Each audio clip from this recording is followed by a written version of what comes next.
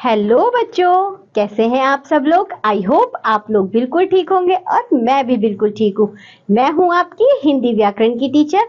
आज हम पढ़ेंगे बच्चों पाठ नंबर 11 जिसका नाम है कारक यानी केस। चलिए बच्चों पढ़ना शुरू करते हैं। वाक्य में प्रयुक्त हुए संज्ञा अथवा सर्वनाम अन्य संज्ञा व सर्वनाम तथा क्रिया के साथ संबंधित होते हैं। उनमें क्रिया वाक्य की पूर्णता के लिए आवश्यक तत्व है, लेकिन केवल क्रिया से वाक्य की रचना संभव नहीं है। वाक्य रचना में क्रिया की सहायता के लिए कुछ अन्य प्रकार के शब्दों की भी आवश्यकता होती है। ऐसे सहायक शब्दों को व्याकरण में कारक कहते हैं। ध्यानपूर्वक पढ़िए और समझिए। विवेक ने पिताजी को पानी दिया। बच्चों यहाँ एक चित्र दिया गया है जिसमें दिखाया है एक लड़का अपने पिताजी को यानी कि विवेक अपने पिताजी को पानी दे रहा है। इस वाक्य में सभी संज्ञा शब्दों का क्रिया से संबंध। देखिए बच्चों, क्रिया क्या होती है? काम की, जिस शब्द से काम के करने का बोध होता है। दिया इसमें क्रिया है। विवेक ने, उसका संबंध है दिया से। पिताजी को, उसका भी संबंध है दिया से। पानी का भी संबंध है दिया से। तो बच्चों इन इन ये जो संबंध है, इसको जोड़ने वाले जो शब्द होते हैं उन्हें कहते हैं हम कारक। विशेष वाक्य में प्रयुक्त संज्ञा या सर्वनाम शब्दों का उस वाक्य की क्रिया से जो संबंध होता है उसे कारक या परसर्ग कहते हैं। बच्चों आपको समझ में आया कारक क्या होते हैं? कारक जैसे ने, को, से, में, पर, यानी ये जो एक वाक्य में जब प्रयोग होते हैं, जो कुछ शब्द संज्ञा या सर्वनाम से जब क्रिया को जोड़ते हैं, उसे कनेक्टिंग जो वर्ड होते हैं, ये बच्चों कारक कहलाते हैं या परसर्ग कहलाते हैं। चलिए देखते हैं कैसे। अब करने की बारी। Now let's do. निम्नलिखित वाक्यों में कारक चिन्हों को रेखांकित करके लिखिए। Underline the case sign in the following sentences and write them in given space। बच्चों पहला वाक्य पढ़िए। रवि ने गाना गाया। अब आप बताइए इसमें कारक कौन सा है? रवि तो संज्ञा हो गया, गाना गाया ये क्रिया हो गई, तो ने बच्चों इसमें कारक है। ने को आप अंडरलाइन कर देंगे और लिख देंगे ने कारक या परसर्ग है। चलिए आगे देखते हैं। कारक के भेद। Kinds of case. कारक निम्नलिखित 8 प्रकार के होते हैं। कर्ता कारक यानी नॉमिनेटिव केस। चलिए देखते हैं। संज्ञा या सर्वनाम के इस रूप से क्रिया के करने वाले का बोध होता है, इसका कारक चिन्ह ने है। बच्चों यहाँ कुछ उदाहरण दिए गए, हम उन्हें पढ़ते हैं और समझते हैं कैसे। जैसे विनय अखबार पढ़ रहा है, रवि ने खाना खाया, शिखा ने पत्र लिखा। उपर्युक्त वाक्यों में विनय, रवि, शिखा क्रिया के करने वाले हैं, अतः विनय, रवि, शिखा कर्ता कारक है। पहले वाक्य में कर्ता विनय के साथ कारक चिन्ह यानी परसर्ग ने का प्रयोग नहीं हुआ है, जबकि दूसरे और तीसरे वाक्य में कर्ता के साथ कारक चिन्ह ने का प्रयोग हुआ है। इस प्रकार कर्ता कारक का प्रयोग कारक चिन्ह के साथ भी हो सकता है और बिना कारक चिन्ह के साथ भी। देखिए बच्चों, जो कर्ता कारक होता है उसमें हमने क्या कहा, उसका चिन्ह क्या होता है? उसका चिन्ह होता है बच्चों ने। ठीक है, उसका चिन्ह होता है ने। ये ऐसा जरूरी नहीं है कि हर कर्ता कारक के वाक्य में ने चिन्ह लगा हो, लेकिन वहां कर्ता कारक होता है। जैसे कि हमने ऊपर पहला वाक्य पढ़ा था, विनय अखबार पढ़ रहा है, उसमें ने का चिन्ह तो नहीं आया, लेकिन वहां पर कर्ता कारक है। विनय वहां करने वाला है, काम का करने वाला है। जो काम का यानी कि बच्चों जो काम का करने वाला होता है, जो कार्य को करने वाला होता है, जो करता होता है, उसमें ने परसर्ग लगा ही होता है। ठीक है, कभी कभी तो ये आपको ने यानी कि शब्द के ने के चिन्ह के रूप में मिलेगा और कभी आपको नहीं मिलेगा। चलिए आगे देखते हैं। कर्म कारक। Objective case. वाक्य में जिस वस्तु या व्यक्ति पर क्रिया का प्रभाव या फल पड़ता है उसे कर्म कारक कहते हैं। इसका कारक चिन्ह को है। जैसे रवि अमित को पीटता है, अध्यापक सार्थक को पढ़ाते हैं, विपिन खाना खाता है। इन वाक्यों में अमित, सार्थक व खाना कर्म कारक है, क्योंकि क्रिया का प्रभाव या फल इन्हीं पर पड़ रहा है। यहाँ पहले तथा दूसरे वाक्य में कर्म कारक के साथ कारक चिन्ह को का प्रयोग हुआ है, जबकि तीसरे वाक्य में कर्म कारक के साथ कारक चिन्ह को का प्रयोग नहीं हुआ है। कर्ता कारक की भांति कर्म कारक का प्रयोग भी कारक चिन्ह के साथ अथवा कारक चिन्ह के बिना हो सकता है। तो बच्चों आपको समझ में आया, कर्म कारक का चिन्ह होता है को, लेकिन ऐसा जरूरी नहीं है, कभी कभी ये आवश्यक नहीं होता कि जो वाक्य लिखा हो उसमें को चिन्ह आए ही। कभी कभी को चिन्ह के साथ वाक्य आएगा, कभी कभी को चिन्ह के साथ वाक्य नहीं आएगा, लेकिन हमें देखना है कि वो जो कर्ता का जो फल है वो किस पर पड़ रहा है। अगर वो कर्म पे पड़ रहा है तो इसमें वो को चिन्ह है, यानी कि वहां पे कर्म कारक है। जैसे कि हमने देखा था ना, काम का करने वाला यदि करता है तो वहां कर्ता कारक है, इसी तरह यहाँ कर्म पर अगर फल पड़ रहा है तो यहाँ पर कर्म कारक है। चलिए आगे बढ़ते हैं।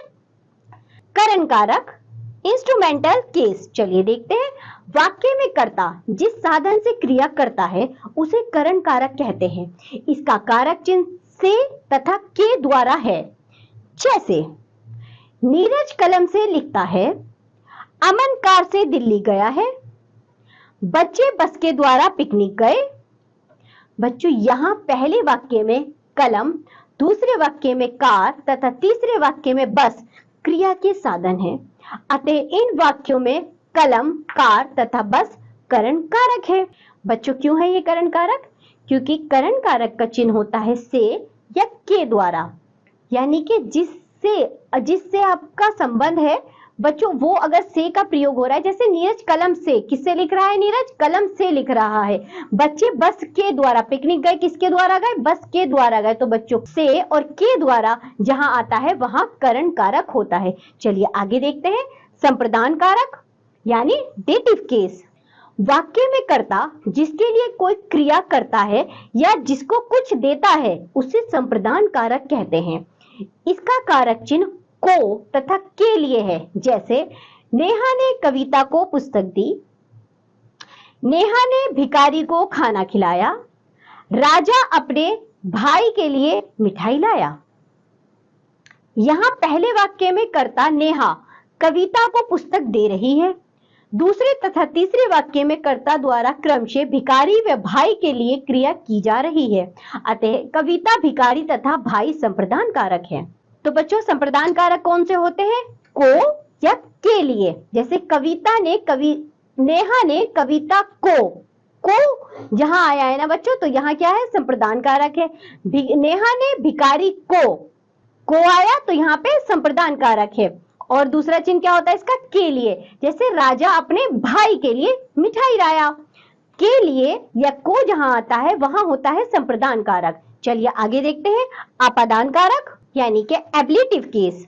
जिस शब्द से किसी वस्तु या व्यक्ति के अलग होने का बोध हो उसे आपादान कारक कहते हैं। इसके कारक चिन्ह से है।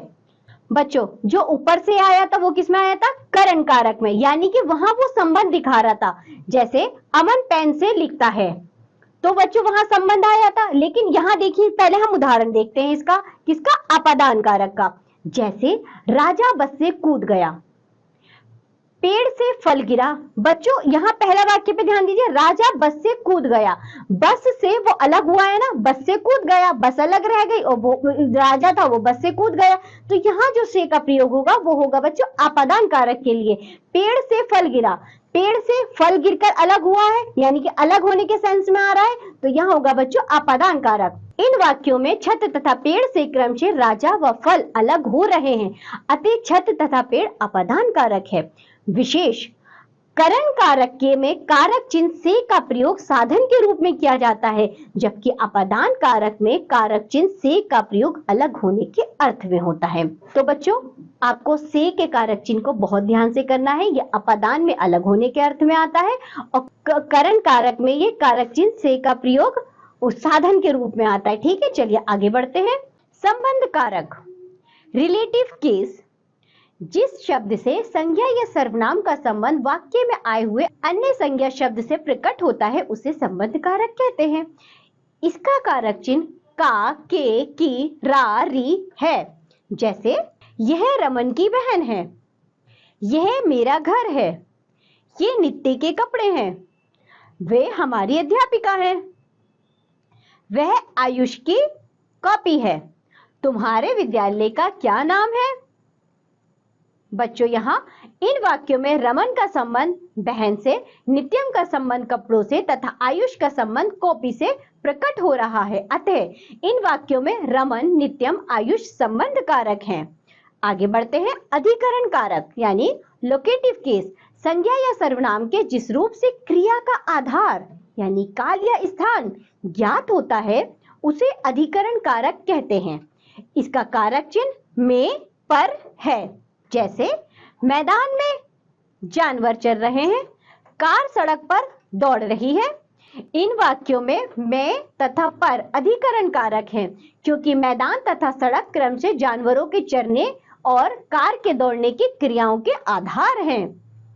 आगे देखिए बच्चों, संबोधन कारक वोकेटिव केस, संज्ञा का वह रूप जिससे किसी को पुकारा व बुलाया जाए या सावधान किया जाए संबोधन कारक कहलाता है। जैसे वाह क्या शानदार महल है, अरे सुनो एक गिलास पानी लाओ, बच्चों अब खेलना बंद करो। इन वाक्यों में वहां अरे सुनो तथा बच्चों का प्रयोग पुकारने के लिए किया गया है, अतः वहां अरे सुनो तथा बच्चे संबोधन कारक है। संबोधन कारक के बाद संबोधन चिन्ह यानी एक डंडा और उसके नीचे बिंदी या अल्प विराम यानी कॉमा लगाया जाता है। तो बच्चों आज हमने पढ़े हैं कारक। ये पाठ यहीं समाप्त होता है। आज जो भी पढ़ा है आप उसका अच्छे से रिवीजन करिए। अब हम मिलेंगे आपसे अगली कक्षा में, तब तक के लिए बाय बच्चों।